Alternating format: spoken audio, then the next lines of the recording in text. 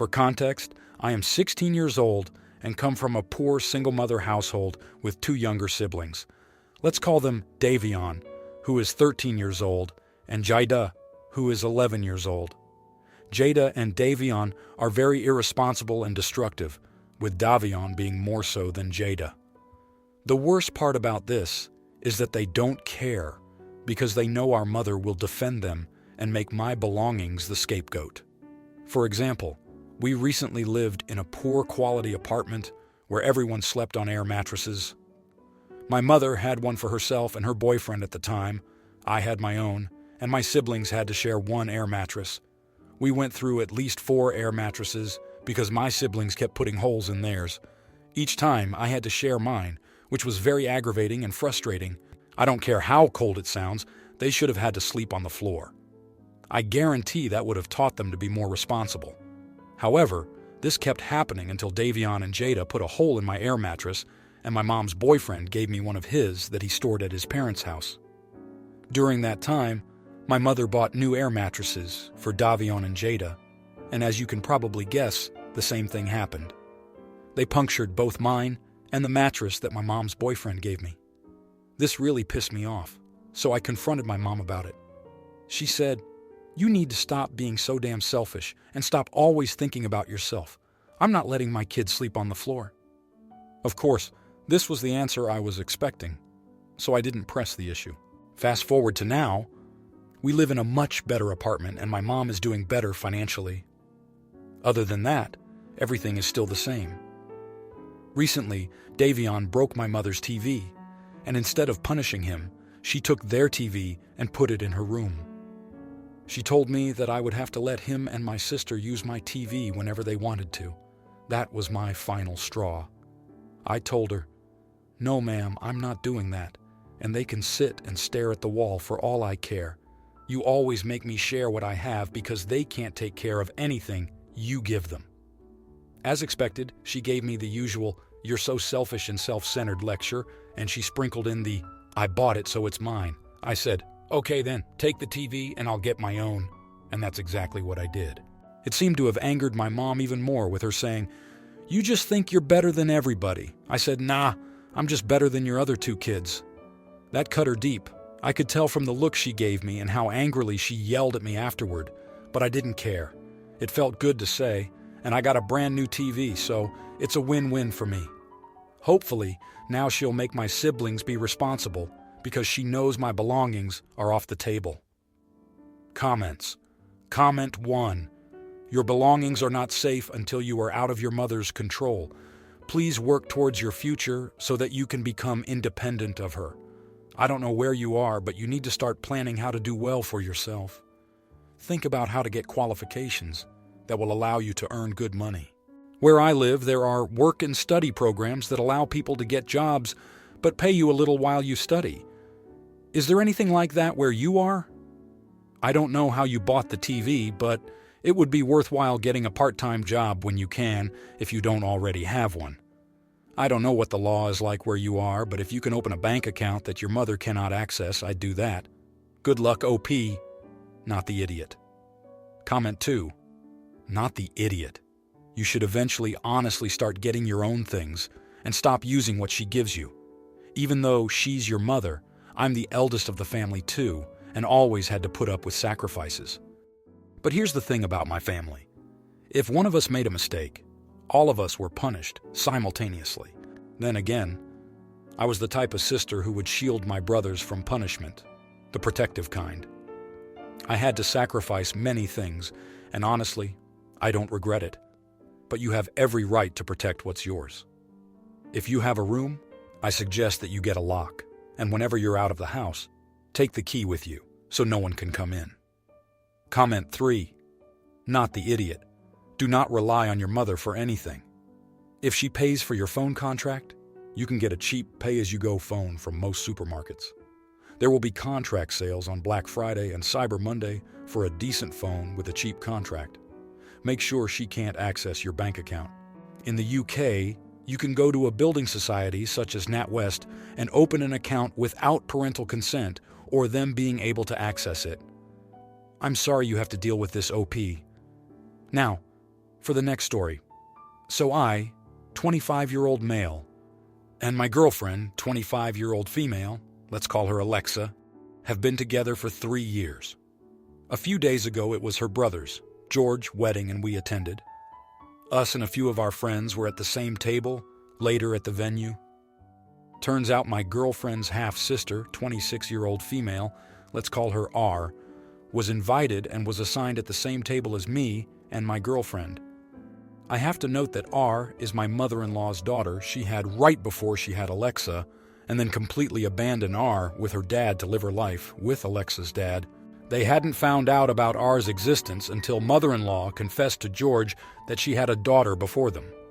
So George reached out and found R, and she was happy to maintain a relationship with them, but Alexa was completely against it and didn't even want to meet her. That's why R and Alexa don't get along. That was 4 years back.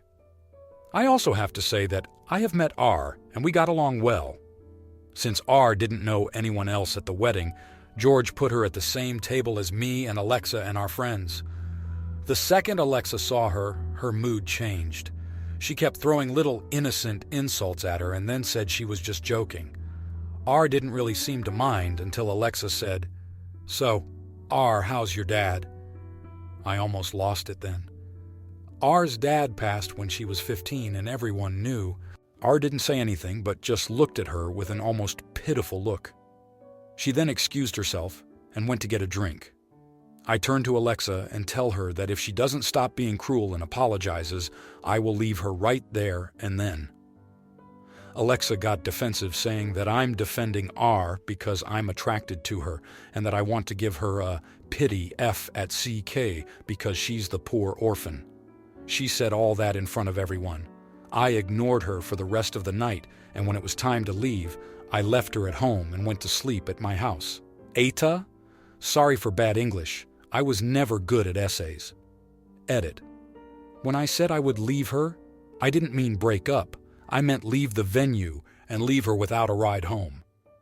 Now, here are the comments. Comment 1. Not the idiot. Your girlfriend is a classic bully and mean girl. She sounds absolutely insufferable. She is upset because she's no longer her mother's oldest child and is completely jealous of her half-sister for no reason at all. The half-sister did not ask to be born or to literally be abandoned by her own mother. And your girlfriend, instead of being compassionate and a decent person, is exactly what you called her. Do you really want that kind of person as your girlfriend? A potential future wife and mother to your own children? Comment 2. Not the idiot. Honestly, Alexa sounds very petty and mean-spirited, mixed with her likely jealousy. I find her behavior beyond remotely acceptable and personally wouldn't care to be around someone like that. God forbid if she turns this behavior on you at some point, but know that you have seen it firsthand and have been forewarned. Comment 3. Pity. Do you really want to spend your life with a B1 teach? Next time she may decide that she wants to joke on your mother, sister, friend, or your future child. Now, for the next story. So I, 25-year-old, bought them, both 76 years old. Gossip Girl Complete Series from Season 1, 6. Gave them the DVDs since they said they were starting to get bored with nothing to do at home. I didn't expect my grandma to start binge-watching 2 days ago. Right now, she suspects Dorota is Gossip Girl, by the way, lol. But then my granddad called to tell me he hasn't been able to watch anything else and thinks he won't be able to until she finishes the entire series. Told me off for buying all the seasons and blames me for it. Am I the idiot? Now, here are the comments. Comment 1. Not the idiot. It was a gift. And it sounds like it was a really good one. They literally can't stop watching it. I'd just tell him, "I'm sorry you feel that way. I won't buy you another gift again." That way you aren't wasting money on someone who is unappreciative, and he can't blame you for their lack of self-control. Comment 2. Is this for real? Your grandparents blame you for their own lack of communication or TV count? Shrug it off, OP. This is very much like when the elderly have nothing to talk about except their aches and pains and what all their conversations with their neighbors were. Not the idiot. Comment 3. Not the idiot. Your granddad can live through grandma's binge watching. It's actually pretty hilarious that he thinks he can't. I'm over here smiling at the thought of her concentrating on the TV and him fuming. Now for the next story. I, 37-year-old female, and my brother Michael, 40-year-old male, are both child-free. Our sister, Jennifer, 31-year-old female, has one daughter, Emma, 15-year-old female. She's the only grandchild and niece, and we all adore her. Jen has made some questionable decisions in life and has struggled a bit, but we've always been there to help her. Jennifer was just 16 years old when she had Emma, so she lived with Michael and his husband until she was 3, while Jen was in school. I live near Michael, and Emma saw me more than her own mother during that time. When Emma was 7, Jennifer married a man with a daughter who is the same age as Emma and 2 younger kids. They're not poor, but with 4 kids, they don't have a lot of disposable income. Jennifer's stepkids have everything they need, but not always everything they want. However, Michael, our parents, and I can afford to spoil Emma, so we get her pretty much anything she wants. Despite this, she's not spoiled and is a very well-adjusted young lady. We give the stepkids gifts on birthdays and Christmas, but Emma has more expensive things than them because we can afford to buy her a lot more than their parents. We also have a college fund for Emma that should cover most or all of her college costs. Jennifer is usually glad that we love her daughter and understands that we don't have the same bond with her stepkids and cannot afford to spend as much money on them as we do on Emma. Jen's husband does not like us very much. He is homophobic and doesn't want Michael and his husband to be around his kids too much. He also thinks I'm a deviant because I'm single by choice, live with my best friend, and don't want kids. We've argued with him many times because he thinks we're a bad influence on Emma and his kids. Honestly, I don't know what my sister sees in this guy. Our latest argument happened because I bought Emma a homecoming dress. Her stepdad doesn't like the boy she's going with and told her that he's not spending any of his money on a stupid dance. He doesn't want to seem like a hypocrite, so he's not buying his daughter a dress either.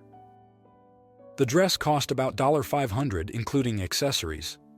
Emma's stepsister had to buy her own dress. Michael also hosted a little after-party for Emma's friends. Yesterday, Emma's stepdad called me and said that he doesn't like my favoritism, and if Michael and I can't do as much for his kids, then we need to do less for Emma. I basically told him to F***CK off, but in a somewhat polite way, and he is currently mad at me. Jen said he told Emma that she needs to stay away from. Jen thinks I could have at least bought her stepdaughter a cheaper dress, but I don't see why I should. She has 2 sets of parents who could have bought her a dress, and I don't have much of a relationship with her. Am I the idiot? Now, here are the comments. Comment 1. Not the idiot. Loving and spending more money on a biological child or niece-nephew is not favoritism. Obviously, you will love your own niece more since you've known her since she was born. Maybe if brother-in-law was nice and let you and his kids bond, it would be a different situation.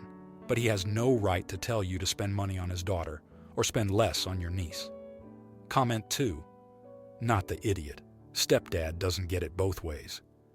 It's sad that after 10 years there couldn't be better relations, but he chose it to be that way. Jen should have put her foot down about that from the beginning. Why the hell would she marry a homophobe after everything her brother and his husband did for her? Comment 3. Not the idiot. Jen's husband has driven a wedge between you and his kids, preventing you and your brother from bonding with them. So I don't see any problem with your playing favorites at this point, especially given how your brother essentially raised Emma for the first few years. Now, for the next story. My husband and I had our first foster child placed with us 4 months ago. A 10-year-old girl. It has been a lot of work, but we're making a lot of progress with her and finally have her in a position where she feels safe and is willing to begin opening up with us. Her therapist has suggested that we have her involved in activities with other children to help broaden her socialization, which we have been doing. But an opportunity closer to home is coming up. My niece is having her 9th birthday in a week, and my sister has rented out an indoor play area for it. I reached out to my sister asking if I could bring my foster daughter with me to the party so she could play and spend time with the other kids. I even offered to cover the extra cost of her food, if money was a concern. And if it had been somewhere that it was a price per child, I'd have paid her entry fee too. My sister wasn't into the idea at all, saying she wasn't comfortable with it as who knows what issues my foster daughter could have, and what if she caused any trouble on the day. And even if she didn't cause any trouble, there was the fact that this is my niece's day, and what if the other parents and children were curious about who this new child was, and began to ask a lot of questions. I was rather angry and shocked at this, and how heartless she was being. She's met my foster daughter, and it's not like she has ever caused any trouble before, and it's just a horrible way to view a child. I asked her what the hell was wrong with her, and that if anyone was curious, she could just say that it was a girl her sister was taking care of. There is no need to go into further detail. She told me that she isn't comfortable with it all the same, and isn't going to change her mind. I was angry, but not about to argue further on this matter, and told her if that was how she felt, it was her decision. But I wouldn't be going either then, as it's not right for me to go to a children's party while my foster daughter sits at home left out. What kind of message is that?